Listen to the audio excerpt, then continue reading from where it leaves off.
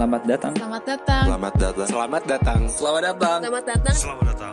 Selamat datang di podcast Cerita Orang Dalam.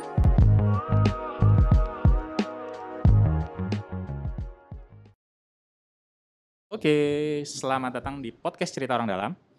Nih buat yang lihat podcast-podcast sebelumnya, kita lagi rame nih di saat-saat ini tentang pemindahan IKN ke Kalimantan. Nah, kan kalau pemindahan IKN-nya kontroversinya, pro kontranya kita coba kesampingkan dulu, bukan ranah kita. Takut macam-macam kita nanti diapa-apain. Ngeri bener ya. Tapi kita lagi pengen ngebahas nih dengan kondisinya kan ada pemindahan IKN ke Nusantara, ke Kalimantan, ini pasti akan punya dampak gitu ke Jakarta gitu, daerah khusus ibu kota Jakarta. Nah, kita ngobrol sama orang-orang yang paling kompeten, yang pusing-pusing bikin RUU-nya tadi, barusan kelar rapat katanya, jadi masih anget kayaknya kepalanya ya soal RUU IKN gitu kan. Langsung aja bareng sama, di sini ada Mas Fas dari TGUPP, dan Mas Anang dari Biro Tapam. Tuh. Ya. Di Biro Tapam posisinya seperti apa? Untuk subkoordinator urusan otonomi daerah, otonomi khusus, dan sinkronisasi urusan. Siap. Wah, panjang banget ya, saya mau ngapalin. Otsus saja mungkin. Intinya otonomi daerah Otsus ya. Oke. Ya. Siap. Nah, kita mulai buka dengan pertanyaan mendasar nih. Kan kondisinya mungkin dulu belum kebayang kali ya pemindahan ibu kota gitu. Udah beberapa kali tuh mau dipindah ke Palangkaraya lah, mau dipindah ke, sempat mau dibilang ke Jonggol atau ke Parung gitu katanya, tapi nggak jadi juga. Akhirnya sekarang udah ada aturan resmi gitu untuk pemindahan ibu kota gitu. Sebenarnya nih silakan dulu nih, mungkin Mas Pas atau Mas Anang dulu. Sebenarnya arah awalnya tuh arah pembangunan Jakarta ya, yang sebelum ada perubahan ini sebenarnya gimana sih gitu? Apakah ya udah kita status quo aja gitu, ya udah nih arah pembangunan Jakarta ya emang akan gini aja, tiba-tiba nggak tahu nih akan ada perubahan soal IKN dan segala macam. Mungkin siapa dulu? Mungkin Mas Fas atau Mas Anang? Boleh. Mungkin kalau ngomongin Jakarta, setidaknya 4 tahun ke belakang yang saya tahu itu banyak gagasan-gagasan yang mikirnya memang jangka panjang ya. Okay. Artinya bicara sebagai contoh transformasi transportasi gitu ya, integrasi transportasi. Memang sudah kepikiran bahwa mode share-nya yang biasanya dari private vehicle atau milik pribadi gitu ya ke public gitu ya, artinya ke kendaraan umum gitu. Nah, itu udah berangkat dari awal begitu. Kemudian kita juga bicara soal diskusi soal air, diskusi soal sampah, rasanya sih semuanya jangka panjang dipikirkan gitu. Nah, barangkali dengan adanya pemindahan ibu kota ini, mungkin yang menjadi ada plus minusnya gitu ya, Nobe, dan yang tadi ya ada pro kontranya. Tapi untuk Jakarta sendiri kan perspektifnya Jakarta tuh mungkin yang jelas kalau memang biasanya nih kalau ibu kota nih ya, itu kan tempatnya legislatif, eksekutif berada, berarti mungkin demo-demo berkurang kali ya kayak gitu ya.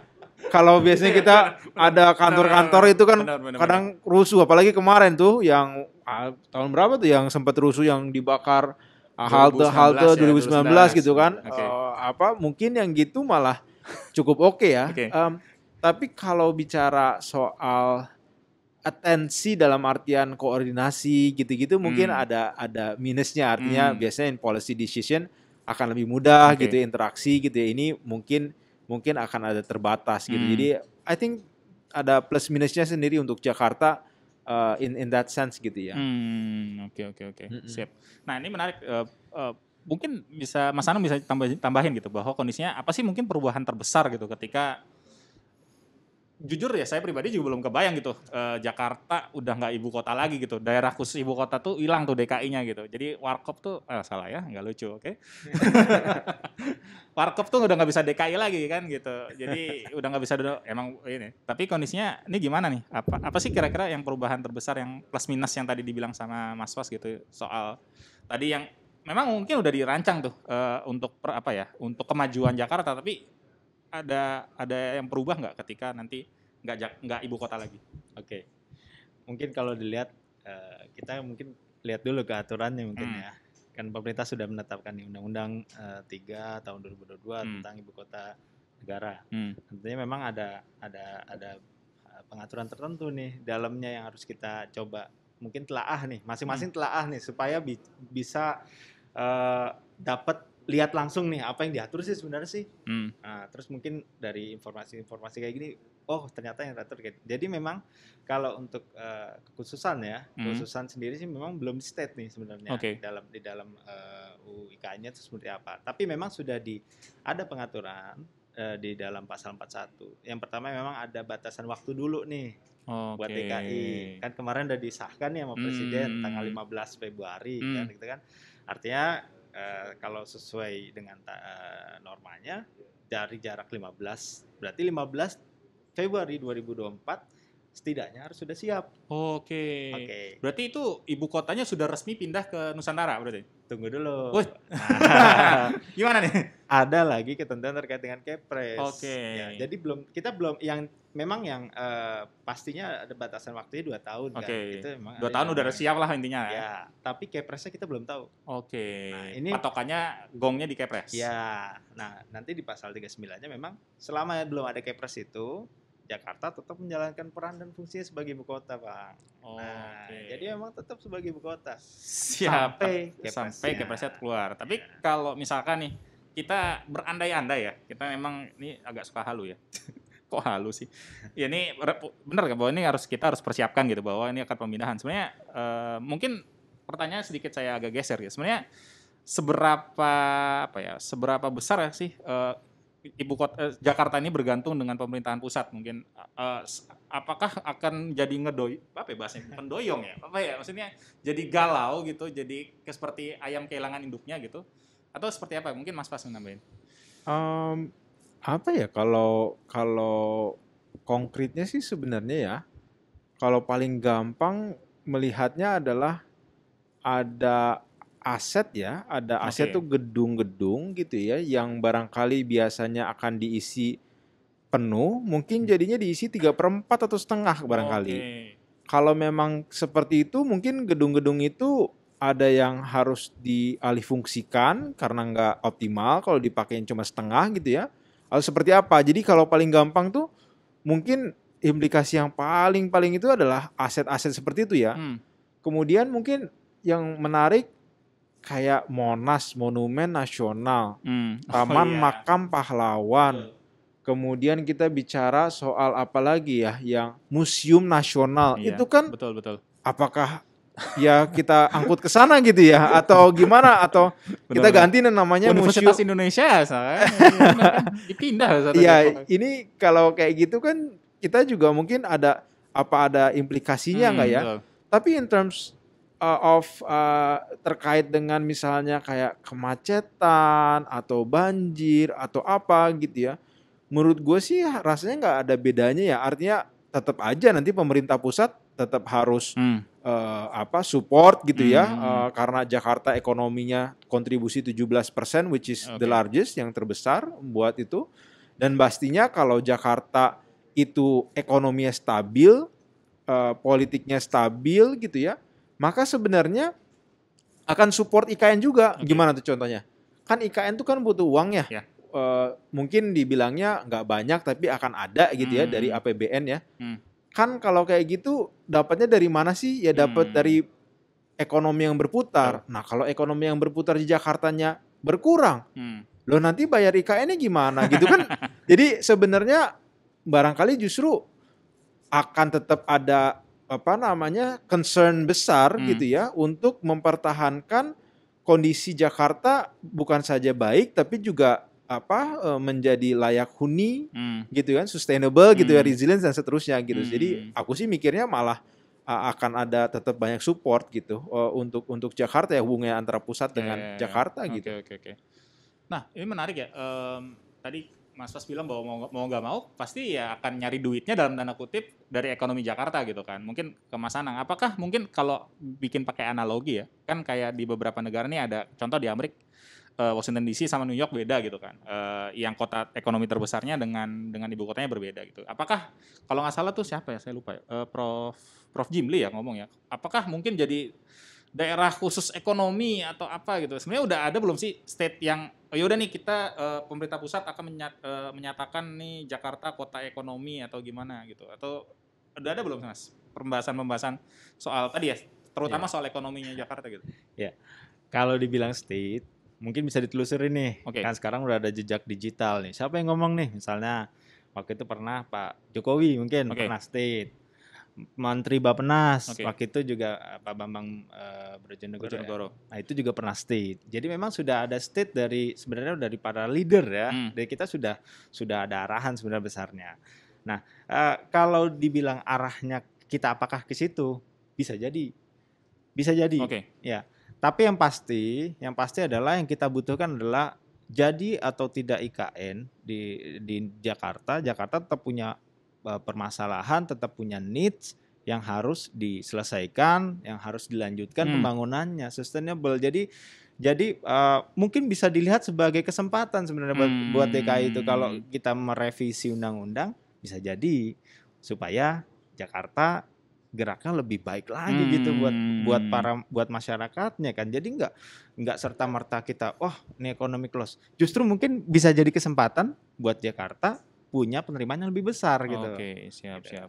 Oke. Nah, menarik Mas Anang udah mancing nih soal undang-undang. Kan mau nggak mau ya, saya lupa undang-undang nomor berapa ya itu tentang pemerintahan provinsi 2007 ya, tahun 2007 ya? 23 2014. Oh, 2014, sorry. Ya, 23 pemerintahan daerah. Pemerintahan daerah ya. Soal ini kan katanya lagi sedang revisi ya. Tadi saya bilang katanya lagi rapat soal revisi RUU tentang Jakarta. Oke. Oh, maaf 2009 2007 ya. Betul. Tentang DKI-nya. Tentang DKI-nya gitu kan. Nah, pertanyaan penting dan ini pertanyaan soal ini ya. Ada yang nanya ke saya, nitip. Apakah akan dipecah jadi DKI ini akan dipecah jadi wali kota. Nanti misalkan nanti ada pilkada wali kota Jakarta Timur misalkan. Gitu. Nah, siapa tahu kan dari produser di sini ada yang mau daftar gitu kan jadi pilkada wali kota Jakarta Timur udah jadi tim ses siap-siap gitu kan. Ini saya anak Jaktim nih, Pulau Gadung saya. Jadi saya, ini gimana nih kalau ada wali kota Jaktim? Jadi mungkin Mas Anang dan Mas Fas nanti mungkin nambahin. Silakan Mas Anang dulu. Ya, jadi kalau masalah 1 atau 2 layer pemerintahan, kita harus menilai, memperhatikan beberapa hal ya setidaknya. Yang pasti pasal 18B Undang-Undang 45 itu kan memang prinsip rekognisi yang di up ya. Jadi memang sudah ada pengakuan dulu sebenarnya. Jadi memang dari sejarahnya Jakarta itu tidak pernah punya daerah otonom tingkat 2. Iya, dari awal pembentukannya dari Burmester, dan sebagainya sampai sekarang. Walaupun pernah berstatus sebagai daerah otonom tingkat 2. Jadi memang dari sejarahnya nggak pernah punya. Dan memang pertimbangan ini juga masuk sebenarnya dulu pada saat Undang-Undang 29 2007 itu diuji material di MK. Jadi memang pernah ada mungkin bisa dicek, silakan nanti mungkin para netizen yang mungkin melihat video ini. Ya, netizen Budiman ya, tolong ya. Iya, lihat sendiri apa waktu itu argumentasi yang dimasukkan ke dalam putusan MK. Kalau nggak salah putusan MK nomor 11 tahun 2008. Oke, siap. Di situ ada kenapa Jakarta misalnya tetap harus 1 layer. Ada pertimbangan-pertimbangan tertentu yang memang bisa menjadi bagian dari mungkin pertimbangan yang sekarang. Oke. Mungkin ya tadi kan soal itu aja ya Mas, soal wali kota dan segala macam. Mungkin Mas Fas nambahin soal sebenarnya garis besar dari revisi undang-undangnya tentang Jakarta ini akan seperti apa sih? Tentang menurut saya sih tadi ya tentang harapan masa depan Jakarta seperti apa ya, dan juga menurut saya juga menjadi harapan untuk Indonesianya seperti apa. Jadi karena konteksnya Jakarta yang begitu impactful untuk Indonesia, jadi mungkin justru diangkatnya itu ke nasional demikian gitu. Jadi kalau dibilang harapannya sih rumusannya itu memang bisa menuangkan harapan-harapan masyarakat terhadap Indonesia, terhadap Jakarta spesifiknya gitu ya, seperti apa gitu. Nanti kita ngebayanginnya mungkin kayak apa sih Mas, ngebayanginnya gitu, mungkin 100% mobil bebas emisi gitu kan, bisa di Jakarta gitu kan. Kasih Tesla satu-satu. Ya nggak? Atau enggak mungkin kalau sekarang ada ngomongnya tuh walkable city gitu ya, yang sekarang juga udah lagi dijalanin gitu ya. Atau enggak recycle water gitu yang belum masif gitu ya di Indonesia maupun di Jakarta gitu, itu bisa dimasifin. Jadi harapannya sih memang kotanya jadi memang advance. Dan saya sih ngelihatnya tuh gini ya teman-teman ya, kayak kalau kota itu kira-kira arahnya dua kalau saya nangkep itu. Satu itu bicaranya soal sustainability, bahasanya itu berkelanjutan atau nanti resilience, berketahanan atau livable, bisa dapat dihidupi. Yang kedua itu adalah soal digital. Jadi digital itu untuk mengefisiensikan proses gitu ya. Jadi kalau menguji, kemarin kayak ketemu Boston Consulting Group, indikator yang dipakai dia untuk mengakses kota itu harus seperti apa? Ya kira-kira itu. You resilience, livable, sustainable gitu ya. Kemudian ngomong digital atau smart gitu ya. Kira-kira arahnya ke sana. Jadi dengan undang-undang ini harapannya ya Jakarta yang seperti itu gitu. Siap. Itu tercermin nanti di undang-undang ini ya, rencana undang-undang revisi undang. Tapi menarik tadi Mas Fas bilang soal livable, soal resilience gitu, bahwa ini kan mungkin akan sedikit balik lagi ya ke salah satu alasan-alasan yang dipaparkan gitu, bahwa Jakarta ini pertama dia rawan gempa gitu kan, rawan banjir gitu kan, macet lah dan sebagainya gitu. Nah sebenarnya apa sih yang udah dilakukan oleh Pemprov DKI dalam menyelesaikan ini gitu, bahwa ini apakah emang Pemprov DKI-nya emang nggak bener kerjanya gitu, jadi ya udah ditinggalin aja nih, Pemprov DKI emang ngaco gitu kan, jadi udah ditinggalin aja, pindahin EKN gitu, atau gimana sih sebenarnya? Enggak sih, rasanya juga banyak. Tanpa mau masuk kepada kenapa pindah IKN atau enggak ya, tapi pada dasarnya gubernur manapun rasanya ada bagian dari menyelesaikan masalah kota ya, dan nggak gampang gitu. Bikin MRT aja contoh deh, lu bikin MRT 17 tahun coy gitu kan, 17 tahun kan darah-darah tuh ya gitu ya. Dari 17 Stadion Lebak Bulus digusur ya maksudnya lu kebayang gak sih kayak darah-darah gitu kan, stadion dicabut dari sono gitu kan, terus habis itu sempat berhenti kemudian orang tanah-tanah juga mungkin ada negosiasi gitu kan, udah panjang banget gitu, 17 tahun bikin itu. Nah sekarang kebayang gak sih kita untuk ngebikin infrastruktur yang seperti itu. Sekarang sebagai contoh baru ada untuk memastikan air minum kerjasama antara pemerintah pusat sama Pemprov DKI. Udah ada kerjasamanya gitu ya, konkret gitu ya. Kemudian soal sampah juga sebenarnya ada satu ITF di Sunter sebenarnya di penghujung, kalau kita bisa secure support pendanaan begitu, rasanya itu bisa realisasi gitu. Jadi rasanya sih banyak ya yang dikerjain, dan landasan untuk berpindahnya itu mungkin banyak pertimbangan ya yang ini, tapi rasanya bukan karena untuk meninggal Jakarta gitu, dan banyak juga yang sebenarnya dikerjain dan akan terus dikerjakan sih menurut gua.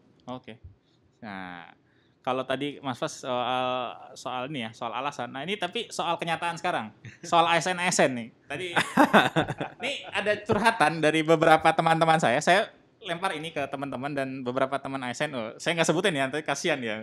Jadi mereka sudah ada rencana untuk berpindah ke DKI Jakarta gitu. Mungkin karena sudah punya rumah atau ya sudah nyaman lah dengan ya mereka mungkin tinggal di Jabodetabek gitu kan. Dan kondisinya mungkin ada dua pertanyaan besar. Yang pertama adalah sekarang sebenarnya apakah memang kejadian tuh perpindahan ASN itu? Sama yang kedua mungkin gini ya, mungkin akan pertanyaannya akan agak sedikit bergeser, tapi mungkin Mas Anang bisa bantu jawab. Kan akhirnya banyak tuh ASN yang pindah ke IKN gitu, kayak Nusantara, bahwa ya mau nggak mau Jakarta dan Jabodetabek mungkin akan lebih kosong ya, mungkin lebih kosong bahasanya. Ya lebih sedikit inilah banyak yang pindah gitu. Nah itu akan berpengaruh nggak sih dengan mungkin dengan masalah sosial, masalah perumahan dan segala macam, akan lebih mudah gitu Jakarta untuk mengatasi hal-hal yang seperti ini. Mungkin dua pertanyaan ini agak berat nih. Silakan mungkin Mas. Ya, jadi kalau dibilang banyak yang pindah nggak sih sebenarnya ke Jakarta? Kalau bocorannya sih ada yang pindah, dan itu memang ada grafik kenaikan. Tapi prinsipnya adalah sepanjang memang DKI memang butuh kan. DKI punya slot butuh, it's okay, nggak masalah. Dan selama pemerintah juga tidak melakukan pembatasan, jadi ya silakan berpindah. DKI dari segi positifnya kita dapat supply pegawai-pegawai Talent-talent yang mungkin bagus ya? talentnya bagus karena mereka bekerja di kementerian gitu. Oke. Mereka punya scope, mereka bisa mengembangkan DKI gitu.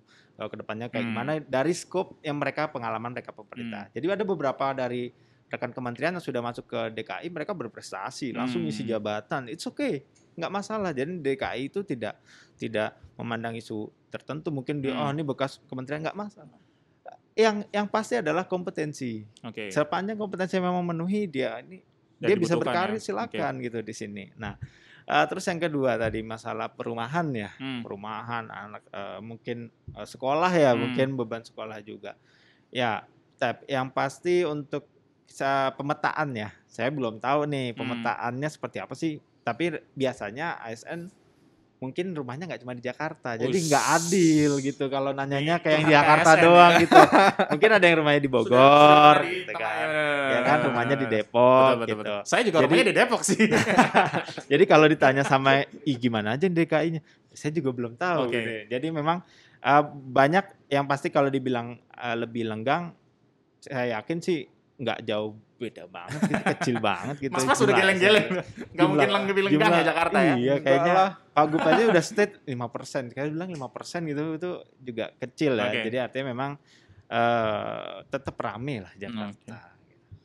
Nah, ngomongin tadi Jabodetabek, bener sih rumah nggak cuma di Jabodetabek.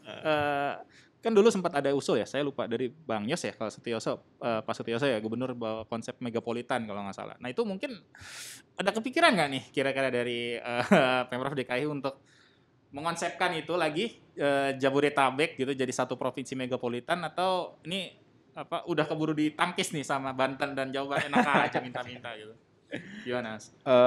Nanti mungkin Mas Anang bisa tambahin ya, tapi mungkin secara ini dulu ya teman-teman ya, kalau pemahamannya itu transaksi jasa, transaksi barang ini sudah beyond batas administrasi Jakarta. Itu kan yang paling penting itu ya, bahwa oh iya orang Bekasi itu udah kayak lalu lalang aja gitu kan, kayak orang Bogor lalu lalang aja gitu, barang apa segala macam udah gampang aja. Itu dulu yang pertama yang kita pahami. Nah, untuk mempermudah transaksi tersebut, barangkali kita butuh koordinasi yang lebih intens gitu.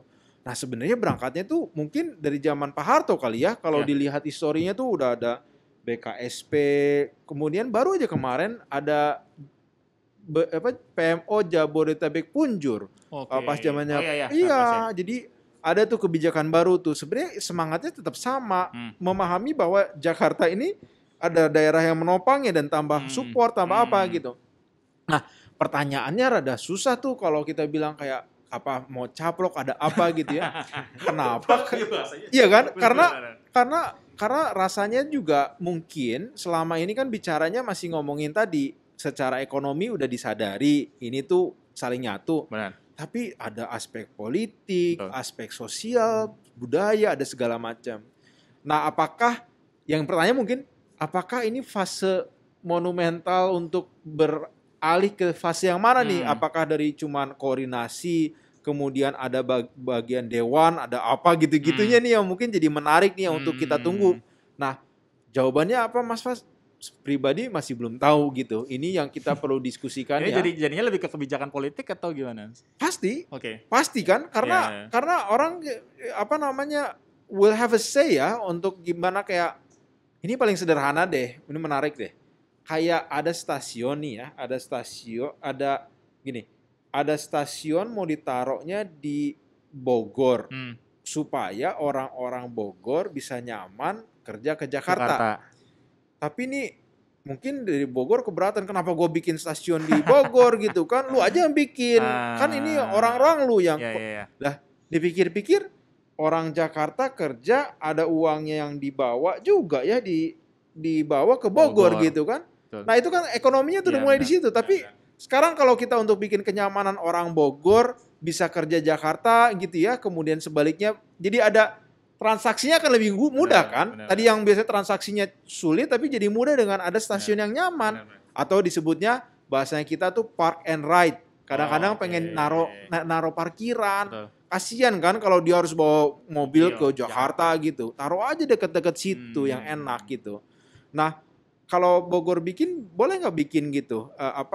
Duitnya dari mana ya? Nah, yang gini-gini kan yang sebenarnya yang kita pengen gitu. Kalau itu buat nyaman, akan sangat enak sebenarnya. Gitu sih kalau bayangan aku Itu ya. kejadian banyak tuh yang kayak bus-bus yang bantuan kan ke Bogor, ke Iya. Gimana Mas? Tadi katanya suruh nambahin katanya Mas. Iya. Jadi kalau komentarnya dari sisi administrasi pemerintahan sebenarnya simpel. Proses administrasi berjalan setelah proses politisnya selesai.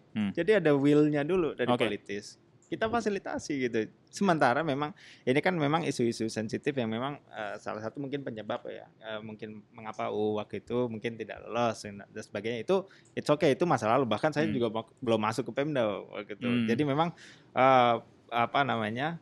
ya biarkan dulu proses politisnya clear dulu, karena memang menyatukan tadi politik-politik di sekitar Jakarta itu juga bukan PR yang mudah. Dan itu tergantung dari para politisi seperti apa kita arahnya ya tentunya ya. Mungkin itu jawaban saya. Oke, benar sih. Menarik. Saya mungkin nanya sebagai warga yang masih punya KTP DKI nih. nanya polos lah. Sebenarnya apa yang mungkin saya rasakan sebagai warga DKI, warga KTP DKI dengan perubahan ini gitu. Maksudnya apakah tiba-tiba misalkan tapi mungkin agak sedikit geser ya. Misalkan ada warga DKI yang mungkin dia punya kantin di Kementerian Keuangan misalkan. Kan dia pasti akan berpengaruh dan segala macam. Nah, kira-kira mungkin pertanyaan jadi dua itu ya. Apa sih yang saya rasakan atau emang ya udah nggak ada perubahan gitu. Ya mungkin ya udah cuma kalau ke kementerian jadi jauh aja gitu. Sama yang kedua gitu. Bagaimana orang-orang yang terdampak langsung dengan kementerian atau pusat-pusat pemerintahan yang ada di Jakarta gitu. Silakan, mungkin siapa nih? Mas Fas kali. Mungkin kalau gue mungkin balik nanya ke lu maunya apa soal Jakarta? Karena justru sekarang kesempatannya itu loh, Iya, bukan kayak gue gimana ya gitu ya. Justru kayak bener. Lu maunya apa? Kita lagi ngerumus ini, justru mau Jakarta tuh kayak gimana gitu. Justru dibalik ya. Gue sebagai KTP DKI, gue mau ngasih ide apa gitu ya. Karena tadi kan gue udah bilang, kalau berdasarkan ini yang bergerak di belahan dunia manapun, cuma dua ngomongnya. Gue mau sustainable city, and aku mau yang digital. Kira-kira dua itu kan. Now, sekarang yang detail dirimu maunya seperti apa tuh diterjemahin di situ gitu. Nah, ini kesempatan sehingga buat lu sendiri menjadi voice untuk bantu Pemprov DKI pada saat kita bilang ke kementerian atau kita bilang, karena kan ini konsensus ya. Tadi kan dibilang kan ujungnya politik kan gitu. Nah, politik itu konsensus gitu. Konsensus siapa gitu kan, banyak pihak kan. Nah, justru dari lu maunya apa teman-teman yang ngedenger di sini maunya apa gitu. Terus yuk kita ngomong gitu ya, apakah nanti yang dirumuskan itu sesuai yang kita mau nggak gitu, yang kita harapkan nggak terhadap Jakarta gitu. So bagi gue sih menariknya kalau kita mulai bertanya ke teman-teman justru ya. Lo harus punya ngerasa memiliki juga bahwa ini kan Jakarta kota yang tempat kita tinggali. Tapi mungkin tadi ya, mungkin Mas Anang nambahin. Ya, sebenarnya sih gampang aja. Jadi apapun kebijakan, tetap pokoknya satu, kesejahteraan masyarakat. Betul. Karena tadi nanya udah kantin, artinya ada pendapatan. Iya, kan ada yang mungkin yang sangat berpengaruh gitu, yang ke kementerian dan segala macam. Tuh yang di sebelah Kementerian Keuangan kan ada satu kantin jalan tuh, isinya kantin, fotokopian dan segala macam. Nah, kementeriannya pindah mati semuanya. Ya mungkin bukan mati. Jadi mungkin kan ada aktivitas lainnya infonya ya. Mungkin kan pemerintah infonya mau kerjasamakan. Mau dijual ya katanya. Artinya kan mau ada aktivitas lainnya di situ kan yang memang direncanakan. Itu nanti urusan dengan Pemprov DKI gimana ya soal penjual? Nah jadi ingat nih, penjualan aset-aset. Jadi nambah pertanyaan saya. Kalau udah main jual beli nih, aduh repot ya. Ini urusan Pemprov DKI di mana? Ya apa namanya ya, mungkin satu tuh yang perlu diingat itu adalah mau itu asetnya siapa, secara ruang itu pengatur ya, yang diberi amanah untuk mengatur ruang itu Pemprov DKI. So in terms you misalkan punya rencana punya lahan di mana kayak di Jakarta gitu ya, tetap aja kan kudu EMB harus nanya dulu gitu kan. Iya kan? Tetap ada kan urusannya DKI, nah, jadi RT RW dan segala macam. Iya, jadi ujung-ujungnya sebenarnya rasanya sih mungkin aktivitas kejutannya pasti maksudnya gini, akan terkejut ya terhadap ada orang pindah dan segala macam, tapi secara ruang sebenarnya harusnya nanti akan terisi juga kok gitu ya sama ini. Iya. Kadang-kadang kita bingung juga ya, kadang-kadang kayak memang di situ sudah ada aktivitas ekonomi nggak akan gampang hilang gitu loh. Iya. Kayak Tanah Abang lu mau ngapain juga kayak orang ya ke sono Iya, gitu. benar, Lu benar. mau ngapain gitu, BKT mau diapain juga lo ke sono. Kenapa nyebut BKT ya? Saya langsung dekat gitu. BKT itu dekat. Iya kan, kalau kita Benar. ngomong apa lagi ya, ke kota tua gitu, Iya, orang pada benar. ke sono gitu. Benar, Jadi benar, lu nggak benar. bisa ngapa-ngapain juga gitu. Benar. Oke. Dan biasanya aset-aset apa yang strategis ya, aset-aset pusat tuh rata-rata strategi semua Ya. tuh yang gua tahu ya. Benar. Wah, siap-siap yang mau beli gedung gedung Kementerian Agama ya di Tamrin ya, atau beli gedung Kementerian Keuangan tuh satu gede gitu. Oke, lanjut. Ya nih mungkin penutup lah ya. Udah banyak yang diceritain teman-teman semuanya. Mungkin apa ya?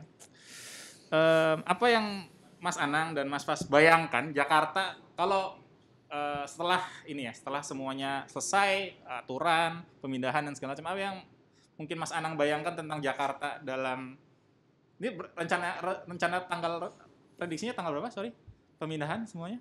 Iya. Jadi saya belum bisa berani bicara pemindahan. Oke. Tapi batas waktunya kalau 2 tahun 15 Februari 2024. 15 Nah, Februari yang dibayangkan setelah 15 Februari 2024 atau ya 2025, 2026, 2026. Kan Mas mau nggak mau Mas Anang akan tetap di sini. Kecuali pindah. Iya. Iya, justru Soalnya Anang yang pindah ke sono ya. Makanya. Gua mendingan ke sono aja katanya. Orang lagi mau ke Jakarta, gua ke sono katanya. ya, apapun itu pengaturan yang kita mungkin sedang susun ya, tentunya bersama pemerintah, nanti seluruh stakeholder, kita harus tahu dulu. Yang pertama, DKI itu ditanya maunya apa ya, tanya ke masyarakatnya. Oke. Karena legitimasi terkuat ya masyarakat gitu kan. Maunya arah kemana? Oh, kita mau sejahtera. Kita mau nanti di sini kita makin maju, mungkin canggih teknologinya juga canggih. Kita nggak kebayang gitu. Di sini dulu ada MRT, LRT, mungkin nggak Ya, kebayang benar. gitu. Kita juga harus berani bermimpi gitu. Betul. Sebagai ASN, mungkin sebagai masyarakat kita juga harus tampung juga. Tinggal di dong. mana, Mas? Saya Cibubur. Cibubur Jakarta apa Cibubur Depok nih? Cibubur Jakarta. Oh. Berarti berhak untuk mau ini ya. Ya, jadi buka jendela saya langsung LRT. Jadi jadi tahu gitu kan. Iya. Wah, ini dulu nggak kebayang saya. Ini tempat main saya dulu nih. Oke. Jadi tiba-tiba sekarang ada kereta gitu kan. Siap. Kita nggak kebayang. Jadi buat kita semua ya mungkin yang para pendengar juga harus berani bermimpi nih. Oke. Harus ngasih masukan juga buat Jakarta. Kira-kira depan. Semua masukan insya Allah sih pasti dengerin. Bisa Gitu. bikin ini ya. Ya gampang loh, bisa DM ya. Bisa DM akun DKI Jakarta atau mau bikin diskusi mungkin nanti pembicaranya antara Mas atau Mas Anang ya. Silakan buat publik-publik yang mau bikin diskusi soal Jakarta pasca IKN. Lanjut Mas As. Udah belum ya? Udah kan? Udah Udah, cukup. Mas As. Kalau gua sih sebenarnya kebetulan gua cukup banyak berkecimpung di public policy ya, atau kebijakan publik gitu ya. Bagi gue sebenarnya yang gue ekspektasikan regulasi yang disusun ini secara konkret itu executable. Oke. Dalam artian tuh beneran, karena Itu gini, kadang-kadang tuh banyak banget regulasi-regulasi itu yang jauh banget antara langit dan daratannya Iya. jauh banget gitu Nob. Jadi kayak Iya, aduh ngerti. repot gitu ya. Mimpinya besar tapi tidak jadi. Nah, karena itu beneran kayak Hmm. ada contoh misalkan dana otonomi khusus DKI. Ini yang undang-undang sebelumnya loh, yang Oke. yang 2007. Oke. Itu sampai saat ini nggak ada tuh Belum. dana otonomi. Ih, serius. Jadi punya hak loh Waduh. by law undang-undang mengatakan Jakarta itu udah disadari perlu dikasih tuh dana khusus, tapi kagak pernah dapat gitu. Nah, bagi gua kalau ada kesempatan secara policy maker bisa bikin yang implementable itu harapannya. Tapi yang jelas untuk masyarakat ya kebayang lah yang hal-hal yang rumit ya, kayak misalnya nggak kebayang tuh stasiun Tanah Abang, Gondang Dia, stasiun Menteng Manggarai, Cikini yang kayak fragmented ya, antara punyanya KRL, KAI gitu ya, sama punyanya DKI. Kayak kok sebelah situ pagerin sih, kok yang sebelah sini kok kagak nyambung sih, kok bisnya kok di sono, yang ini di Iya, sini kan gitu ya. Itu Cikini itu. Iya. Pada loncat pagar semua. Iya kan? Nah, dengan regulasi ini justru ya bisa integrasi Bisa lebih itu mudah ya. gitu, Oke. lebih mudah Oke. gitu. Terus apa ya? Yang banyaknya infrastruktur tadi Anang sampein juga konkret gitu, bisa real. Jadi ekspektasi gua aku kayak gitu. Ya, bisa dijalankan. Iya ya, oke. Ya, diskusi yang sangat seru dengan ini ya, dengan orang-orang yang berkecimpung di nasib Jakarta pasca IKN. Semoga teman-teman bisa bisa ngasih aspirasi juga, karena Jakarta ya yang bagi yang warga Jakarta adalah tempat teman-teman tinggal, teman-teman kerja. Buat Bodetabek juga silakan ya. Saya warga Depok ya, yang KTP-nya masih Jakarta. Punya hak juga untuk beraspirasi, silakan. Oke. Terima kasih banyak buat Mas Anang, Mas Fas. Thank you. Diskusi yang menarik. Dengerin terus cerita kita, karena cerita kita cerita orang dalam. Bye-bye.